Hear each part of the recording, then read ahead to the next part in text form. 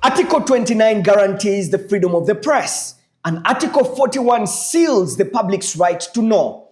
Yet, when a newsroom is denied access to public institutions, including the State House and Parliament, without any explanation, the Constitution itself is put on trial. The Nation Media Group has faced silent exclusions, quiet threats, and a growing attempt to shape its voice. In a democracy, accountability begins with openness. When openness fades, suspicion fills the gap. So, are these bans about policy perception or power? Because when cameras are blocked and voices silenced, the question isn't who reports, but who dares to. Tonight, we explore the implications for press freedom, the rule of law, and the public trust. On this episode of the Hard Questions Show, I sit down with Suzan Nsibirwa, the Managing Director of the Nation Media Group, Uganda. Suzan Nsibirwa, thank you so much for accepting to be on the show. My pleasure. Thank you. How are you holding up? It's really been a roller coaster for you over the last couple of days. Yeah. With everything going haywire. What's going on? How are you? How are you holding up? I'm actually doing good because when you look at the history of NMG in Uganda, you realize that, I'm not the first MD to go through it. Our current board is not the first board to go through it. I was reading an article, because we've done a lot of history and archives over the past 2-3 weeks. I read an article written by the late Martin Alike, when he was chairman of our board. And exactly what he was going through is exactly what I'm going through now. So that really is my, when you're going through something that other people you're walking through a path that other people have walked on, and they came out of it. So I'm definitely confident that we're going to get out of it because I'm not the first. I hope so. Yeah. Especially when the president describes the Nation Media as an enemy media house, including, quote unquote, the Daily Monitor is an enemy newspaper. Yeah. When you have the president think of you that way, you've got to have the strength to keep going on. How are you managing with all these sentiments from the man in power? Like I said, the first time he said that was actually in 2002. We are now in 2025. Wow. Exactly. And when he said that, then the police raided the Daily Monitor officers, and there was a 10-day closure. So, like I said, it's just that when he said it, it has never left people's minds. You see how strong that sentiment was expressed. Of course, over the years, then, he's gone on saying different things about us. But then again, when you look in history, you see that in history, many there are leaders that have used that term repeatedly and to vilify the press. So he's not the first. He's actually not the first. When you look through the term enemy of the people, you go right through to Russia. If you go through Russian political history, German political history, the term enemy of the people is used selectively by leaders. And many times it is to suppress the people they are using it on, to suppress them from expressing themselves. So Trump used it repeatedly in his first term against press, the New York Times against CNN. And we all know, when you look now at what's happening in the US, you will understand. And the New York Times also hit back and said, stop calling the press the enemy of the people. Because you see, what happens is that when you actually use that term repeatedly, then those who want to act in a way that pleases you, the leader, it actually then, and it's been proven that it unleashes violence against journalists, and so we've seen that. So what we're seeing is something that has happened elsewhere, and now that is playing out. So when you say that, you should see when I show up at a place, say a government office, and I'm wearing my tag, my NMG tag, you should see how just the security guards look at me. Do you understand? They've got no skin in the game. They know nothing about me, but just because I'm wearing that tag that says press and I'm wearing the NMG lanyard, you should see the look on their faces. And this happened even just like 2 weeks ago. We actually had an appointment at the Prime Minister's office. Genuine appointment.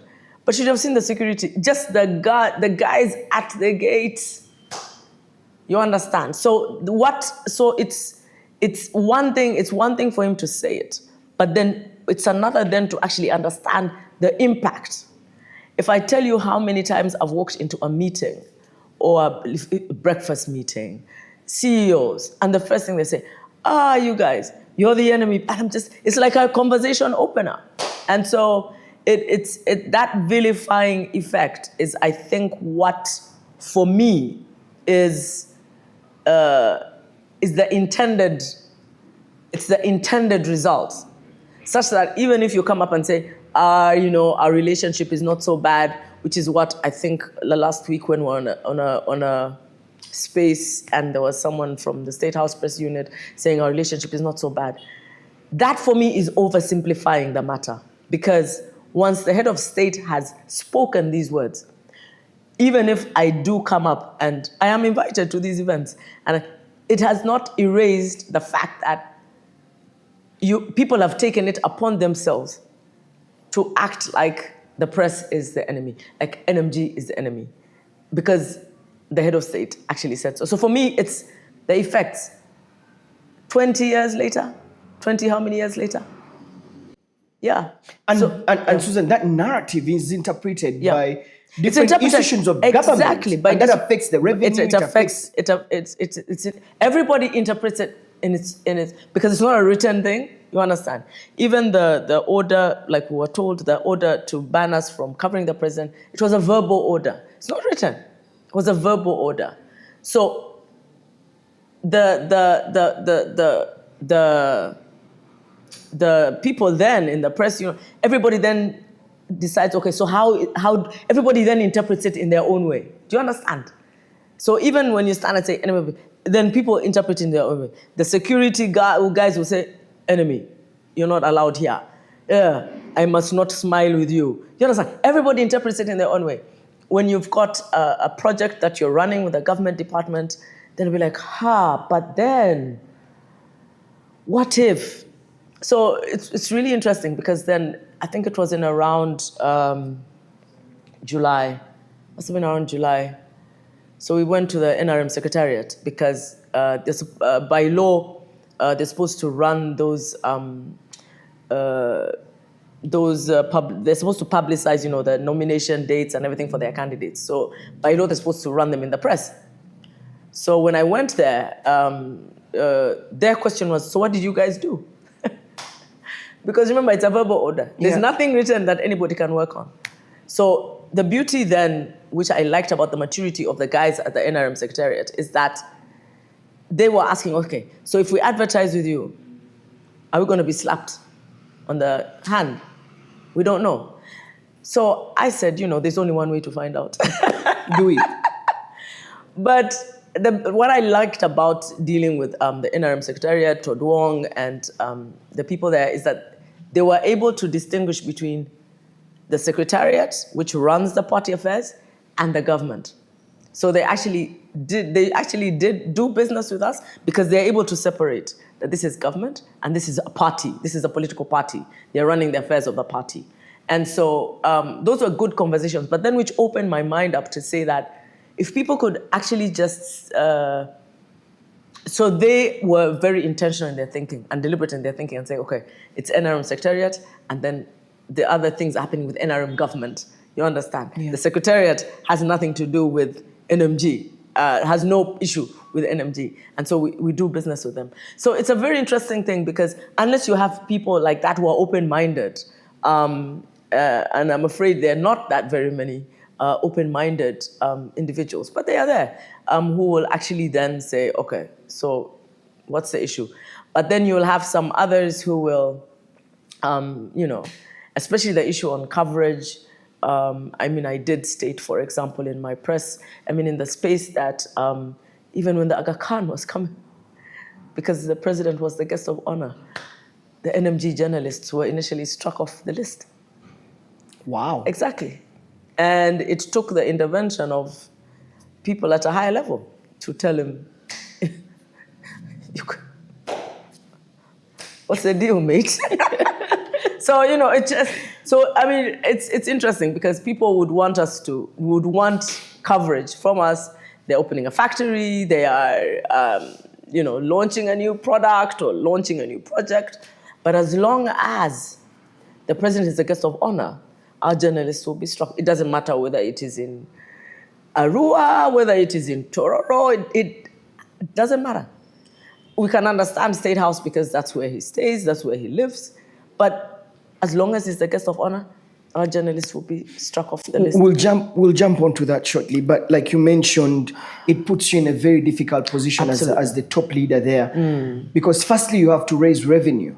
I mean, when you go with your team, your sales manager, to sell in the market to government parastatals and ministries, and I mean, we know government is the biggest advertiser. So you get into the room and you're looked at as an enemy because the president said so. In a way, it affects your revenue especially from ministries, departments, and agencies. Yeah, it does. It does.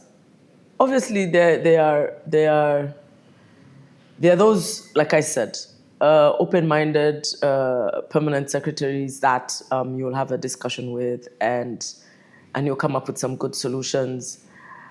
But there are others that you'll say, you know what, it's okay. The order will be cancelled even before, and you live with it. And so for us, it's actually two ways in terms of what I think of. One, I have to think about the safety of my people. You understand? Yeah. That's paramount.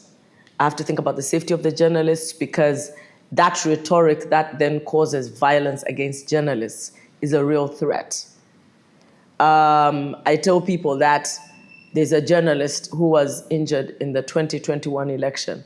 She is still undergoing surgery. That's Irene Abad. She's undergone 5. You've hosted her here. Yeah. The guys who were traumatized in the Kawempe by-election, many are still, I think there's one who still has surgery in January.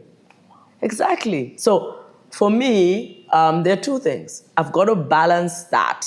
Again, thinking about the safety of the journalists, because there is nothing like, as a leader, looking into the eyes of a journalist who has been injured on the job.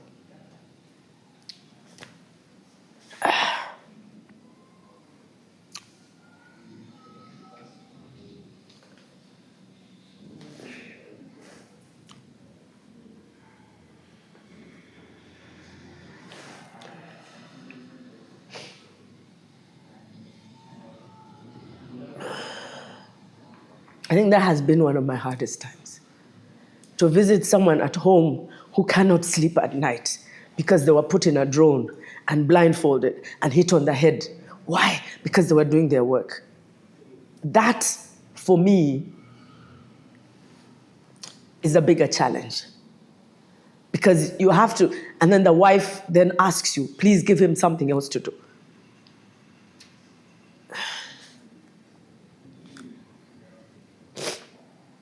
I think that's the part that I would love our security people to understand, that these are people who are just doing their jobs. They love what they do, but they go home with injuries, they go home with trauma. And so, the other part now is, dealing with journalists, trauma that journalists face. That's a whole new section now. That's a whole new thing in media houses. As in Singapore, and I met somebody who that's his job now, to do seminars and whatever for dealing with trauma that journalists face. When did that become a thing?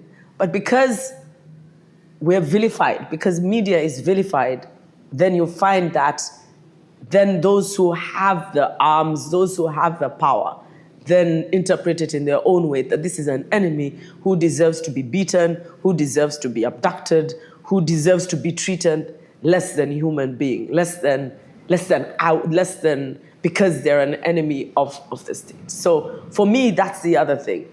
So it becomes a balance of the safety of the journalists, because I never ever want to be the one to put in that call to someone's spouse or to someone's children that this and this happened. I don't want to be that person. And then, of course, then on the other hand, then you've got an organization to run. You've got to keep the doors open. We need, and obviously it's money that keeps the machine running. And so you've got to balance that. So you've got to be creative in all ways. And at the same time, you've got to stay true to who you are. You understand? When you read The Building of a Nation, like I said, I always say, I go back into the history of the organization that I run. I'm not the first MD, but I go back to the people who started this organization. What did they stand for? And at the end of it all, we've got to stay true to who we are. And of course, staying true to who we are means that we will do things that the governments in power, for us, it's only been one government. Do you understand? The Daily Monitor is 34 years. It's only been one government. NMG, it's only been one government. So everything that has happened, it's only been one government. When you look at the Daily Nation today, today's Daily Nation, Monday today, the cover photo is our dear president. You've seen the Standard, and so it's one of those things that at the end of it all, we've got to stay true to who we are. Yeah. Do we always get it correct? No, we don't always get it correct, and our editorial policy is clear that when you don't get it correct, we will do the correction, make the correction, and seek to correct that which we got wrong. But as long as it's correct, so we're running now a campaign, Bold Voices, Africa's Bold Voices, and we say we are Uganda's bold voices.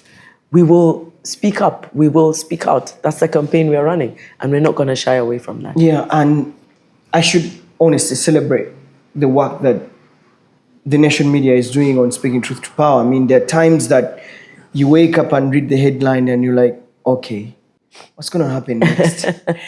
There are cartoons that I see, I'm like, okay, Chris Ogon, are you really okay?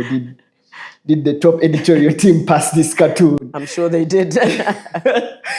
I mean, there's a headline, for example, that stays with me. Or I think it was the State of the Nation address. Yeah. The Daily Monitor printed a page, an empty page on State of the Nation with a little flag. Yeah. I still remember that. And there was a little advertising down there. But I knew in my head, because I've worked with it would have been just an empty page all through. Yeah. And that spoke loud. Mm-hmm. That spoke loud about that headline. Yeah. But over the years, the Daily Monitor and Nation Media Group have taken a stand, irrespective of all the intimidation that comes in from the state, of all the threats that come in every day, the letters, the calls that you receive from, from security agencies, from friends, ministers. It can be sometimes hard to take in to continue doing critical journalism. Do you at times, how do you balance that? How do you balance to leave the editorial do its job without directly interfering with it and shock absorbing the pressure from the outside? I think there's a clear line. I don't, as MD, I don't interfere in editorial matters. Once in a while, I will get a call saying, boss, we're about to do this. But I trust them. I trust that with all the experience that they have, that they're doing the right thing. When they don't do the right thing, then I will come in and say, we've got to follow editorial policy on this. But I have to trust that with all the experience that they have collectively in the newsroom, that they are doing the right thing. Many times I do get calls, and when I haven't even yet read the paper myself, and of course, even when I do get a call, there's only so much I can do apart from going back to the editorial team and asking, about that particular story or whatever. but ultimately I'm responsible. Ultimately I'm responsible. The pressure comes to you. The pressure comes to me, and I take it. It's what I signed up for. Remember, I'm a trained journalist as well. I left quite early on in the game, but I'm a trained journalist. And it's interesting because even then, the pressure that I felt as a young intern, I remember one story that actually made the headlines, I think in the Daily. It was in the Daily Monitor, I think, or was it the Weekly Topic then? Because I was chased from Parliament. I'd gone to report a story, and I was wearing jeans or trousers. I don't even think it was jeans. I think it was trousers. And then, the guys at the gate chased me away and said, "Don't come in." It's interesting now when I see, members of Parliament or ministers walking into Parliament in trousers and things like that. But when I was a young journalist, I was not. I was chased away, and of course that was it was news. I actually made the front page. It was news because it was so fickle. Because what has that got to do with anything? You understand? But so you find again that first of all, I'm not a member of Parliament. I'm not going to address anything on the floor. I'm just going up into the public gallery. But I was sent away, and I never went back to. I've not been back to Parliament since then, not for anything. So I think for me, the thing is that, so I've faced pressures before. I actually have faced pressures before because even when I was an intern, remember, I was an intern at the Weekly Topic. And who was I working with? I was working with Mafulo Kutu. I was working with Charles Onyangobo. I was working with Tebere. I was working with Kevin Aliro. Those were my people. Charles Onyangobo was my lecturer. So right from when we were doing mass comm, these stories were being told to us. You understand? When I was at the Weekly Topic as an intern, those were the stories that were being told to us. It was just that then, it was a relatively new government. So, it was soft. But like recently, again, we ran an article with Charles Onyangobo said that if the Daily Monitor were to publish every single article that they had, that, came their way, or every piece of information, then, so that there is already that censorship, because even then there are questions that you need to ask yourself when you come across bits and pieces of information. And it's interesting because the funny thing is, like, one of the things he mentioned was when the police raided the Daily Monitor, and they were going through all the desks and everything, they came across a photo of a lady who was dancing on a table in a bar. She was half naked. And but it was in one of the journalists' drawers, and of course they took that picture. But what's to say that lady, I think was appointed a minister. so if every single bit of information was to be published, then it would be real chaos. So there is already that element and of journalistic. Integrity, and some things that you're like, okay, these things are better left unsaid. We've come across these bits of information, but they won't be published. So there is already that bit of that self-censorship, that already exists, even at many times at the level of, and then even higher up at each level. I can imagine that the journalists also censor themselves, and then the next level, and then the next level. There is always that. Yeah. Exactly. And I believe personally, and I've said this before, that the biggest threat to press freedom is self-censorship. Yeah. When a media or a newsroom gets all the ethos of the story right, but they have to think about what is going to happen if they publish this story. Yeah. And yet we are supposed to act in public interest. Yeah. Then we deny the public the right to know about this information. Precisely. But there are times when you have to make a strategic decision as a leader. This is where I'm saying that the pressure can be too much on you, because then you swore to keep speaking truth to power. Yeah. But you also have a media house to run. Yeah. Let's just shift gears a little bit and talk about the most recent events of blocking reporters from covering State House, Parliament, and the president, wherever he is. How are you managing? What I think the one for State House, the one for the president is, I think from March 2025. So that one, I think, we're still obliged to report on the president. So creatively, the team will wait for pictures from the presidential press unit and things like that, and write the story. Parliament is the one which was a surprise, because that's a public institution. And so that's when we said, okay, you know what? I think it's time for us to let our opinion be known that this is now, because, it just, if you keep quiet, it goes from one to the other. And the next time, the guys will show up at court and then they'll be turned away. Yeah. Before you know it, you understand, it will just become this unending cycle because of how different people are interpreting things. So that's why we said no. This time, no. Tell us what we've done. And you officially wrote to Parliament? No. Okay. Because we haven't received anything in writing. Okay. It's security who turned the guys away. So what are we writing to say? I did try to call the deputy speaker before I issued the statement. I did try to call him.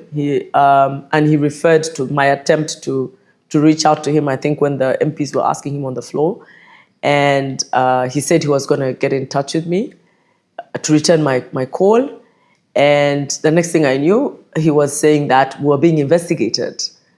What are we being investigated on? We have not received anything in writing.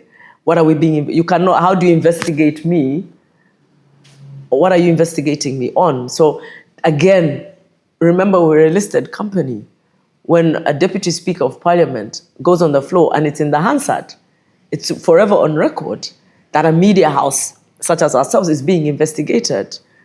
Then, that again is a concern. So I think if we were to ask now, if we were to write now, it would be to say, okay, please tell us the details of the investigation so that we can fully cooperate, because you're investigating us. I mean, the MPs also asked, how can you investigate somebody who, when they don't know what are the facts? What are you, So I think that would be what our question would be now. Please tell us what we're being investigated on, so that we can cooperate with the investigation and we come to the end of it.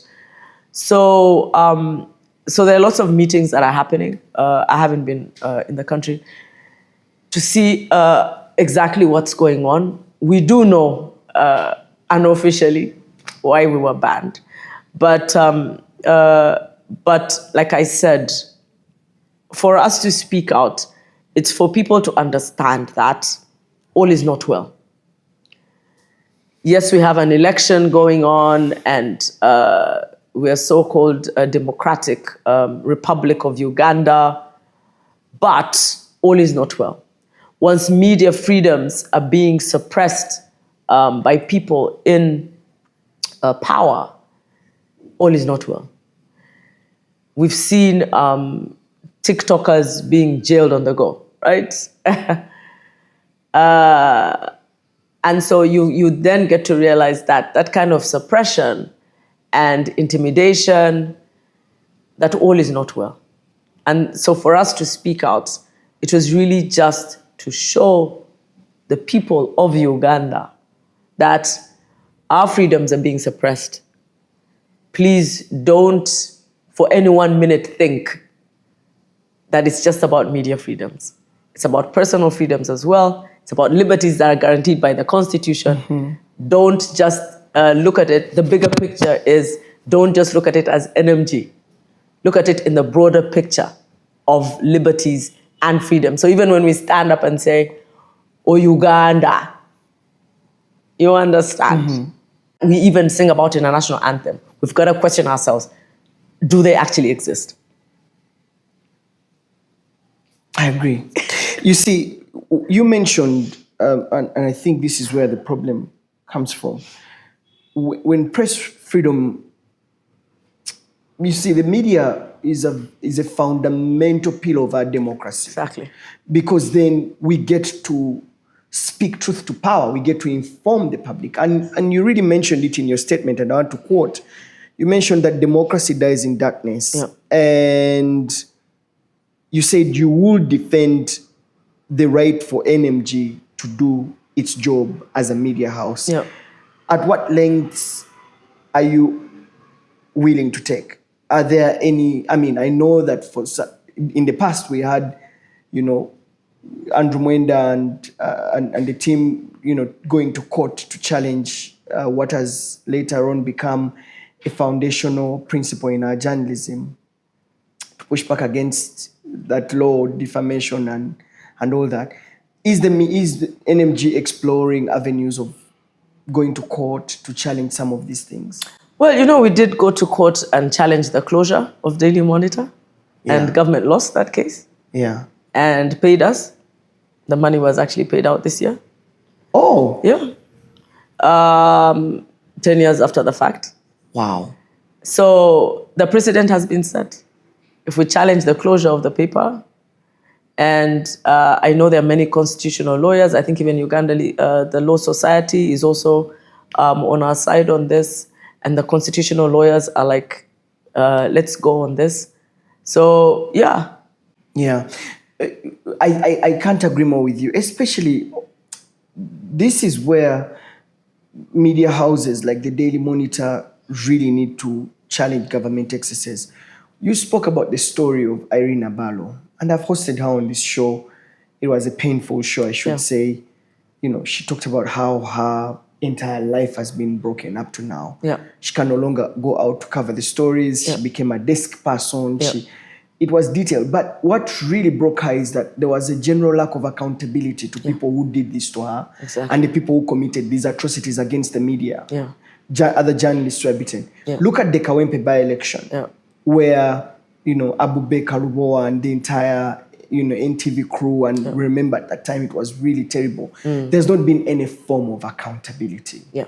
And when it goes on unchecked, then precedence is set. People will continue doing what they want to do, and nothing will be done about it. Yeah. And I think that when the Daily Monitor explores some of those, I mean, there are little things that you guys They're little, are doing, but they add up. But they add up. Yeah. So I think we actually took the case up with the Human Rights Commission, and they'll handle it in terms of accountability, because their human rights were definitely violated. And so we've handled it to the Human Rights Commission. Obviously, like you've said, you collectively you've got to look at, and I think for me that's where I'm going to call it the hidden dangers that we're in right now. And I'll just give you an example. Because the question is, who do you hold to account? Like when journalists are beaten. And I'll just give you an example because of its recency. Like say those 2 Kenyan activists who were held. And people stood on the floor of Parliament. Parliament where you swear to tell the truth and nothing but the truth. Right? And they said government did not have them. The Minister of Internal Affairs said government did not have them. The Attorney General said the government did not have him. Is he a judge, Chinove, who eventually ruled it as voluntary disappearance. 39 days later, the Fountain of Honor stands up and says, we arrested them and kept them in a fridge.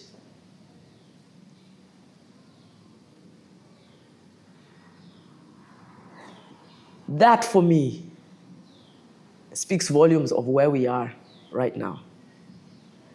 So you'll even say, police, you beat our journalists. Police will say, we don't know. It's not us.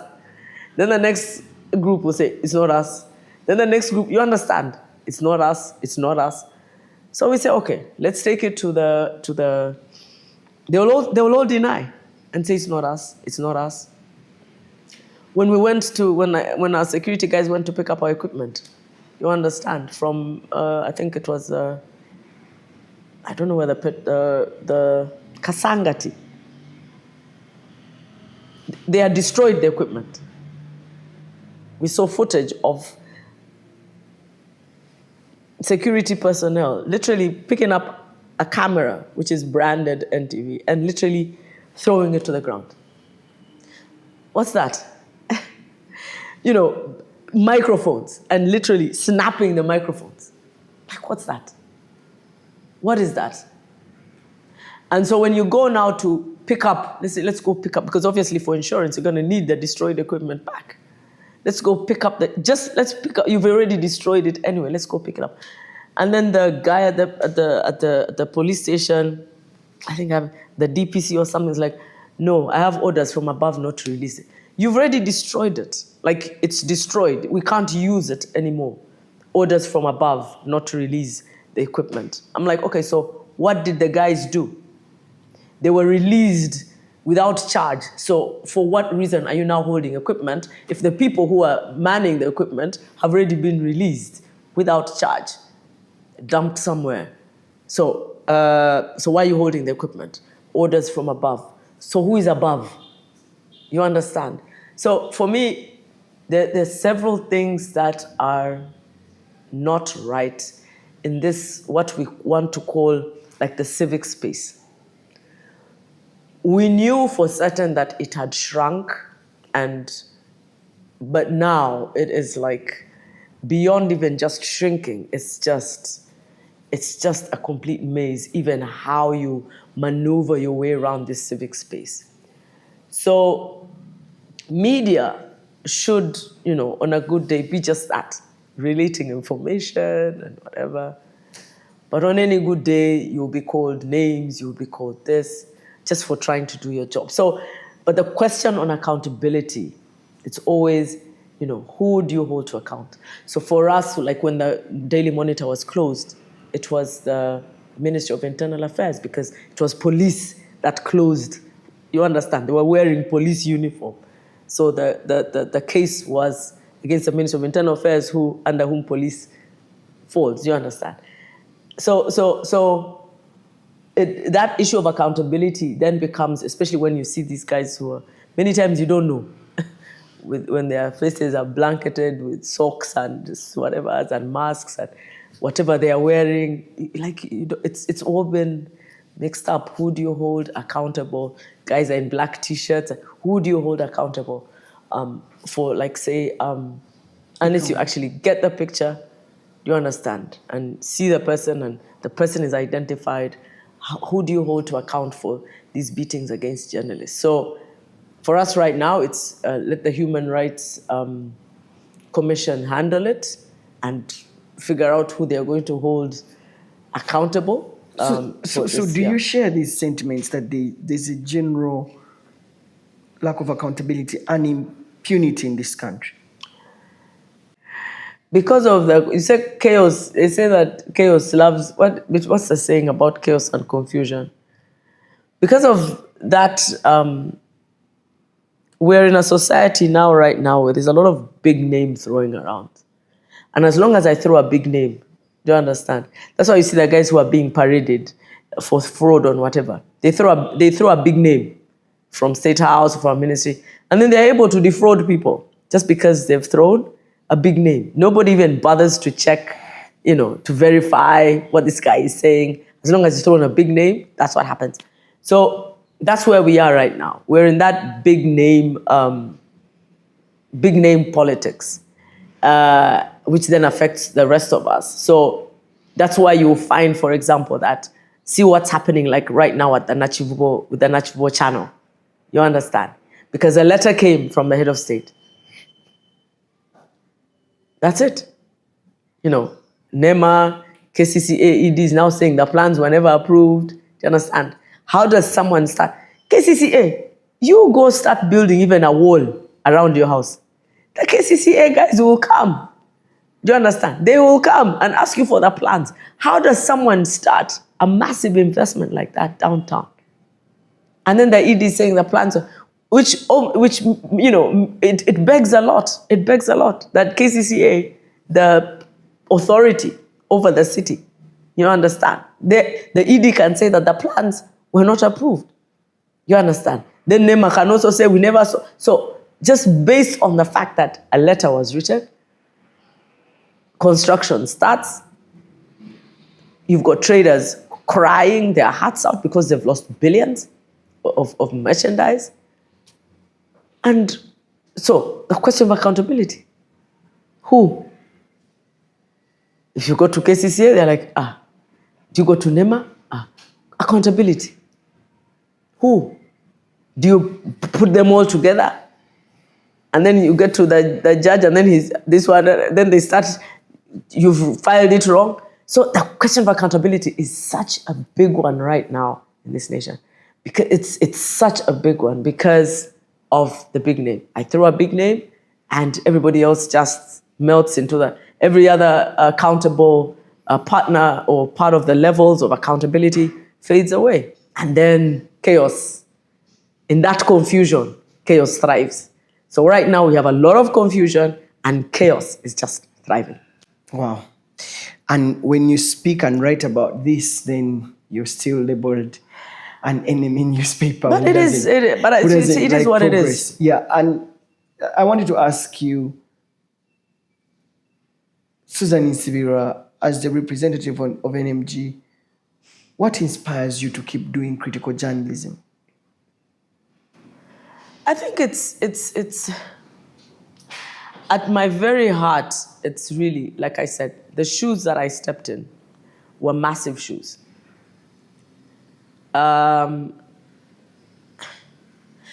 you walk into the Daily Monitor offices right now, we have what we call like a pictorial of the history of the company. And you're going to see people behind the dock in court. You're going to see people coming out of court. You're going to see people in jail. You're going to see, you understand, there are very few, nice, smiley, cut a picture. There's even a picture, interestingly, where Wafula Ogutu is interviewing His Excellency, the President. And His Excellency is like, the distance is just a desk, a small desk. Do you understand? A very small desk. And Wafula is here, and the President is on the side. See how far we've come from that interview, where like by now, I think the press on the space the other day, we were told that this year he has not given a single one-on-one. See how far we've come from that closeness to media. Do you understand? To, now you're even banned from covering me. So that history, every time I walk into Namuongo and I look at those pictures, I see people who gave time in court, numerous court appearances. I can't remember Charles Onyango, but how many court appearances he had.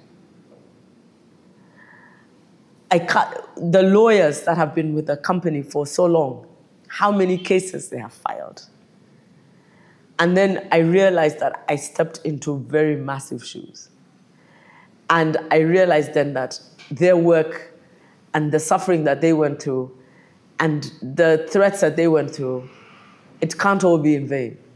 I can't turn around and then do something different because that's not who NMG is. That's not who the Daily Monitor is. That's not even who NTV is. That's not who we are. We are Uganda's bold voices, and we're going to continue to be bold. That's it. Wow. In this fight, when you continue to do this critical journalism and all these threats coming in, do you feel supported by fellow media houses in this country, or do you feel isolated? I mean, each to his own, huh? Each to his own. You've got media that is, lots of media that's started by politicians for their own reasons, to support their political agendas. You've got government, state-owned media that's got to do what they're supposed to do. So I say each to his own. Let's each sail our boat, and at the end of it all, what matters is legacy. You want to look back in the history of this country and say, okay, who did what was best for this country? And I think many times, for me, the other thing is that I do know that the president reads the paper. the Daily Monitor. I do know that he makes decisions many times based on what he has read, because this is what the truth is. I know that. Of course, then on the other hand is when you'll be like, So it's a delicate relationship. I have no doubt that it's a delicate relationship that must be balanced. But you see, in a mutual relationship, it can't just be about vilifying the other person all the time. It's like being in a marriage, and you're in a marriage, and all you do is vilify your partner. Even though you know your partner does good things, and you appreciate what your partner does, but then every time we stand in public, you vilify me. You understand? That's not good. That's not good, because then it changes the way everybody... Every government needs independent media. Every government needs media that's going to stand up and tell you what the others are not able to tell you, what the others are afraid to tell you because of their stakes in the game and etc. Every single government needs independent, a free press, because that's what keeps you in check. That's what keeps your excesses in check. That's how you see your violent people, and you hold them in check. Hold the Minister of Internal Affairs responsible for the violence that is meted out on everyday citizens. So we're not saying it's you. We're saying hold your people in check. Hold them when we see roads that are not finished and yet we know the money was spent, hold them in check. When we see government, hold them in check. Ask questions. Ask, so that, because that asking, that openness, that transparency is what keeps nations progressing. That's why nations progress. When people ask the whys and then you answer, and that's even in life. You understand? Imagine if nobody ever sat you down and told you you're going the wrong way. Do you understand? Or correct this, or do this. Imagine if nobody ever did that. You would not progress in life. I can assure you, Solomon, even you would not be sitting in that seat that you're at right now. But because people guided you, because you are open and transparent with them. And so openness and transparency really is for the good of this nation. It's for the good of this nation. And that's really what we're asking for. When we go to Parliament, there's nothing that Monitor or NTV reports from Parliament that is not already in Hansard. You understand? There's nothing. That is not everything that the Deputy Speaker says, the Speaker says, that the MPs, they're already parliamentary reporters. It's already in Hansard. There's nothing we're reporting that is not already in record somewhere. So that openness and transparency for me is once you start closing, and that's why that statement was absolutely vital. That democracy dies in darkness. Once you close the doors, then I'm afraid we are to be pitied than most. Yeah. With all these things going on around, NMG, I mean, what does the future of NMG look like? I mean, like I was telling someone the other day, that NMG the group itself, from when the Aga Khan started the Daily Nation, we're over 60 years old, right? And in Uganda, we do 34 years of Daily Monitor. The oldest ones, NTV, is 17 or 18 years. And yeah, we'll keep doing what we're doing because we believe in what we're doing. And that's it. And it's interesting when you meet with journalists from other countries who face pretty much the same that we're facing. You then realize that, okay, you're not in this boat alone. You understand? It's not just you. There's lots of other media houses in different parts of the world that are facing the same drama. And that is where encouragement comes from, listening to other people's stories. Encouragement comes from knowing that NMG, we're the largest independent media group in East Africa. We're the largest, and because of that, we owe it to our stakeholders, it includes the public, and our shareholders, to keep doing what we're doing. We may evolve the way we do our reporting and the way our news is distributed and everything, but that's who we are. We will keep doing, our tagline is Media of Africa for Africa. We will keep telling these stories. We are Africa's bold voices. We are Uganda's bold voices. And we're just going to keep doing what we are doing. Suzan Nsibirwa, if you were to meet the president today, what would you speak to him in his face? I think I'll just ask him what his pain points are. Because the only way to find a solution is to find out what his pain points are. We have an idea, but we haven't heard it from him directly. So I would love to find out what his pain points are about us, you understand? I know that, like I said, from 2002, when he first declared us the enemy, that, there's a lot of stuff that has happened. And I know that there's cases, I think there was a case where he sued the Daily Monitor, and I think during COVID, and he won. Yeah. He won that case, and we paid out a lot of money. Like I said, so for me, when we get it wrong, I would love us to correct it. When we get it right, I would love us to be able to say, okay, what can we do to, how can we work together to make Uganda a better place? That's really all I would ask. I say, how can we work together to make Uganda a better place? Not just for us, but also for our children. Because we owe it for our children to see a Uganda that is working, not just for a few, but for everybody. We actually owe it. We owe it. There was one time I was seated with my nieces and my nephews, and one of them asked and said, will we ever see a Uganda with good roads? Because these children these days, when they travel abroad with their parents, they come back and they say like, okay, but what have we failed to learn? Do you understand? What have we failed to grasp? What have we failed? The other day I tweeted and I said, Uganda, will your children ever see a violent-free election? Is it too much to ask? Honestly, is it too much to ask? I'm in my 50s.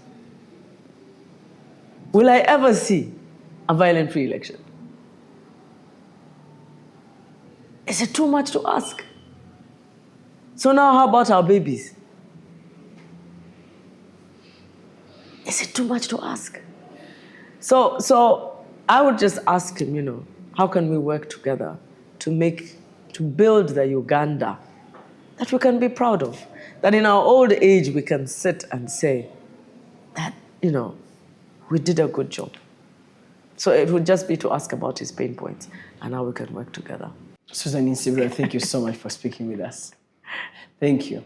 Deeply appreciate it. Thank you. Well, I've been speaking with Suzan Nsibirwa. Suzan Nsibirwa is the managing director at the Nation Media Group Uganda, pouring her heart out on the state of media freedom in this country, but more taking us into the inner sanctum of the operations of the Nation Media Group and the Daily Monitor newspaper. I'm for press freedom. I'm for a free press that speaks truth to power. So I'm for Nation Media Group. I'm Solomon Serwanja. Thanks for watching. This is The Hard Questions.